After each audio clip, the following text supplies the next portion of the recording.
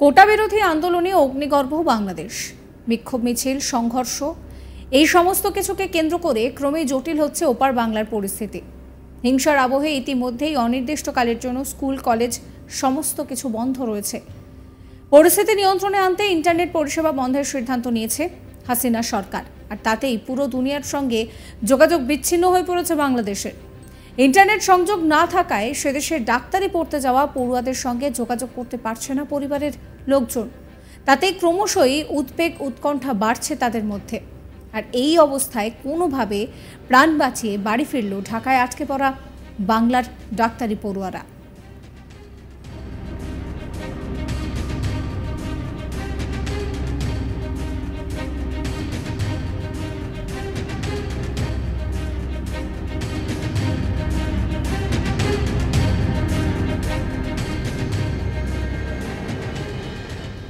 ঢাকায় ডাক্তারি পড়তে গিয়ে হঠাৎ ছাত্র আন্দোলনের মধ্যে পড়ে আতঙ্কের মধ্যে পড়েছিল তারা। বাড়ি ফিরতে পারলেও এখনও তাদের চোখে মুখে আতঙ্কের দাগ সুস্পষ্ট। মুর্শিদাবাদের সাগরপাড়া এলাকার বাসিন্দা তারা। সাগরপাড়া থানার সাহেবনগর এলাকা থেকে বাংলাদেশের ঢাকায় ডাক্তারি পড়তে গিয়েছিল মোহাম্মদ জাহিদ হাসান, জুবিয়ার রহমান, আফসানা খানম সহ আরও কয়েকজন ছাত্রছাত্রী। জানা গিয়েছে জাহিদ হাসান এবং জুবিয়ার রহমান তারা ঢাকার মার্কস মেডিকেল কলেজের ৪র্থ বর্ষের ছাত্র। আফসানা খানম ওই কলেজের ১ম বর্ষের ছাত্রী। এবারে সে প্রথম পড়তে গিয়েছিল সেখানে।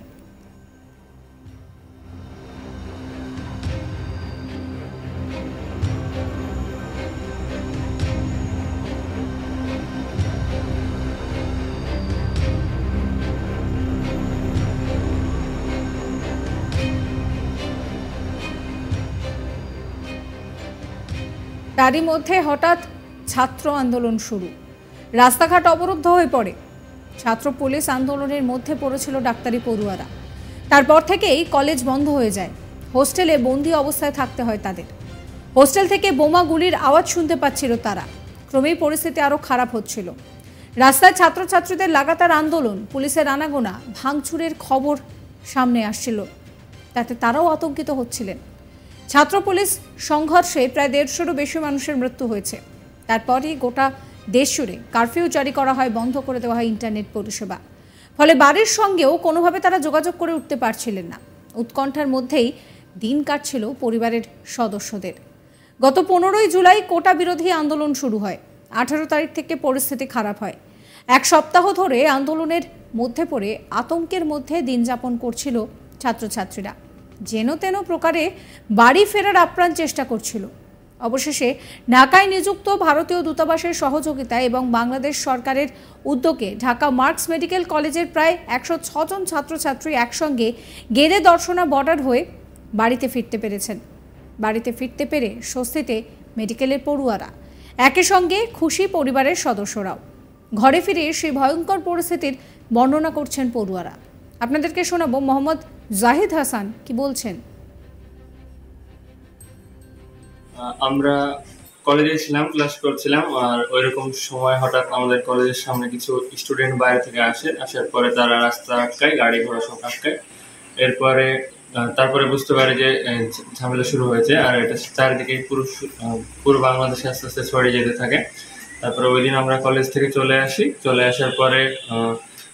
আসার পরে আমরা যখন খবরে দেখি, তখন দেখি যে চারিদিকেই শুরু হয়ে গেছে। আর তারপরের দিন থেকেই কলেজ থেকে নোটিশ দেয় যে তোমরা হোস্টেলেই থাকো, তোমাদের আর কলেজে আসার দরকার নেই। মানে যতদিন না নেক্সট নোটিশ দেওয়া পর্যন্ত অফ, মানে কলেজে হোস্টেলে থাকার জন্যই বলা হয়। মার্কস মেডিকেল কলেজ, মিরপুর 14 নম্বরে পড়তাম। ওই তো কলেজের সামনে যেটা ঝামেলা হয়েছিল সেটা দেখেছিলাম। আমাদের মিরপুর কচুক্ষেত এরিয়া, ওইখানেও বোম ব্লাস্টিং এর অনেক শব্দ পাই। আর আমরা শুনেছি অন দ্য স্পট ফায়ারিং এরও পুলিশদের কাছে পারমিশন ছিল। এগুলোই। হ্যাঁ, কলেজের সামনে যেটা সেটা তো নিজের চোখেই দেখেছি, নিজের চোখের সামনেই হয়েছে। হোস্টেল থেকে একটু বাইরে গিয়েছিলাম দরকারে, তখন শব্দ পেয়েছিলাম। আর প্রথমে দিকে কিছুটা কম ছিল, তখন হোস্টেলে আমাদেরকে ভেতরেই থাকার কথা বলা হয়েছিল না। তারপরে যখন পরিস্থিতি অনেক খারাপ হয়ে যায়, তারপরে বলা হয়েছিল যে তোমরা হোস্টেল থেকে একদমই বার হবে না, ভেতরেই থাকতে। তখন অনেক শব্দ পেয়েছিলাম বন্ধুদের। আতঙ্কিত ছিলাম অবশ্যই, কারণ হচ্ছে বাড়ির সঙ্গে যোগাযোগ করতে পারছিলাম না, ইন্টারনেট পুরো শাটডাউন ছিল। সেই কারণে বাড়ি থেকেও চিন্তা করছিল, আর ওইখান থেকে ফোন করাও যাচ্ছিল না। যোগাযোগ বলতে বাংলাদেশি সিম থেকে ইন্ডিয়ান সিমে ফোন করেছিলাম, তবু মানে কথাগুলো স্পষ্ট হয়তো আসছিল না, আর প্রচুর টাকা কেটে যাচ্ছিল। তাও চেষ্টা করেছি যোগাযোগ করতে বা SMS করে অন্য কাউকে দিয়ে জানতে পেরেছে বাড়িতে, তবুও অনেকটা আতঙ্কে ছিল, কারণ সেইভাবে যোগাযোগ করা হয়নি ইন্টারনেট বিচ্ছিন্ন থাকার কারণে। বাড়িতে হচ্ছে আমি গতকাল বেলা 11টার দিকে এসেছি। কলেজে 100 জন একসঙ্গে এসেছে, সেখানে হাই কমিশন ঢাকার পারমিশন নেওয়া ছিল, আর আমাদের কলেজ থেকেও নোটিশ দিয়ে আমাদের যথেষ্ট নিরাপত্তার সঙ্গেই আমরা বর্ডার পর্যন্ত এসেছিলাম। তারপরে সকালে আমরা পার হয়ে বাড়ি পৌঁছেছি। বাড়িতে এসে স্বস্তি লাগছে, আবার চিন্তা হচ্ছে কবে পরিস্থিতি স্বাভাবিক হবে, কারণ গিয়ে পড়াশোনাটা আমাদের কমপ্লিট ওখান থেকে করে আসতে হবে। কলেজের নোটিশ বা কোনো মেসেজ কিছু পাইনি, কারণ নেট বা গ্রুপ সবকিছুই অফ আছে আর কি, কোনো কমিউনিকেশন হয় না। এতদিন তো সবকিছু ঠিকঠাক নর্মালি ছিল, হঠাৎ এরকম ঘটনা এ তো সব দিন হয় না, আর অনেক বছর পর একবার এরকম ব্যতিক্রম হলো। তবে অনেক ভয়ঙ্কর অবস্থা ছিল, কারণ নিজেদের টেনশন, তাছাড়া বাড়ি থেকে যে টেনশন করছে সেটারও একটা চিন্তা থাকে।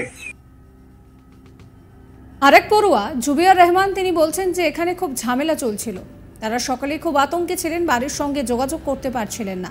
ভারতীয় দূতাবাস তাদেরকে সহযোগিতা করেছে এবং বাংলাদেশের পুলিশ তাদের থাকার ব্যবস্থা করে দিয়েছিল, তাদেরকে বেরোতে বারণ করা হয়েছিল, তাদের কোনো ক্ষতি হয়নি, বাড়িতে এসে স্বস্তি লাগছে।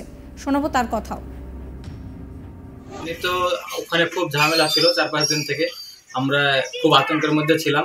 আর ঢাকাতে তো পুরো বাংলাদেশেই ইন্টারনেট বন্ধ করে দিয়েছিল কয়েকদিন থেকে, সেজন্য বাড়িতেও যোগাযোগ হতো না, কথা হতো না, সেজন্য বাড়ির লোকও আব্বা মা খুব টেনশন করতো। তো পরে যাই হোক আমরা কলেজের সঙ্গে কথা বলে, ভারতীয় দূতাবাসের সঙ্গে, অ্যাম্বাসির সঙ্গে কথা বলে তারা ব্যবস্থা করে দিয়েছিল, তারা আমাদের গাড়ির ব্যবস্থা করে দিয়েছিল আর পারমিশন করে দিয়েছিল, যাতে রাস্তায় কোথাও কোনো পুলিশ টুলিশ না ধরে। সেই জন্য সেটা আমরা সবাই আলাদা গাড়ি করে আমরা আমাদের কলেজের প্রায় 106 জন মতো ইন্ডিয়ান স্টুডেন্ট আমরা একসঙ্গে এসেছি, গাড়ির ব্যবস্থা করে দিয়েছিল। পরে একটু সীমান্তে এসে তারা বাংলাদেশি পুলিশ তারাও আমাদের জন্য থাকার ব্যবস্থা করে দিয়েছিল রাত্রে একটা জায়গায়। পরে তো সকালে গিয়ে আমাদেরকে বিএসএফে গিয়ে নিয়ে আসে আর ওখান থেকে। সেই সময় তো এমনি অনেক ভয় লাগতো, কারণ প্রচুর আন্দোলন, বাইরে বেরোনো যাচ্ছিল না, একদম কারফিউ করে দিয়েছিল, একদম বাইরে কোথাও বেরোতে পারতাম না, আমরা সবসময় ঘরের ভিতরেই বন্দি ছিলাম। সেজন্য আর চারিদিকে বেরোলেই আমরা স্টুডেন্ট ছিলাম আরও, সেজন্য আরও ওখানে স্টুডেন্টদের আন্দোলনের জন্য আর্মি পুলিশ তারাও খুব একদম গার্ড দিচ্ছিল, একদম বাইরে কোথাও বেরোতে পারতাম না। আর বাড়িতে তো ইন্টারনেট যেহেতু বন্ধ ছিল, বাড়িতে কোনো কথা হতো না, একদম হোস্টেলে বন্ধ ছিল, বাইরে কোথাও বেরোতে এমনি অনেক হচ্ছিল। আর আমরা তো একদিন তো কলেজে ছিলাম, সেদিনও একদম কলেজের সামনে অনেক প্রোটেস্ট হচ্ছিল, স্টুডেন্টরা প্রোটেস্ট হচ্ছিল, পরে তারা পুলিশরা এসে লাঠিচার্জও করেছিল। তো যাই হোক, খুব না আমাদের কোনো ক্ষতি হয়নি, আমরা যেহেতু ভারত, তবে বাংলাদেশি স্টুডেন্টদের উপর অনেক চড়াও হয়েছিল আর হ্যাঁ, বাড়িতে এসে তো অনেক। সাবস্ক্রাইব করবেন আজ তাক বাংলার ইউটিউব চ্যানেলকে, ফলো করবেন হোয়াটসঅ্যাপ চ্যানেলও।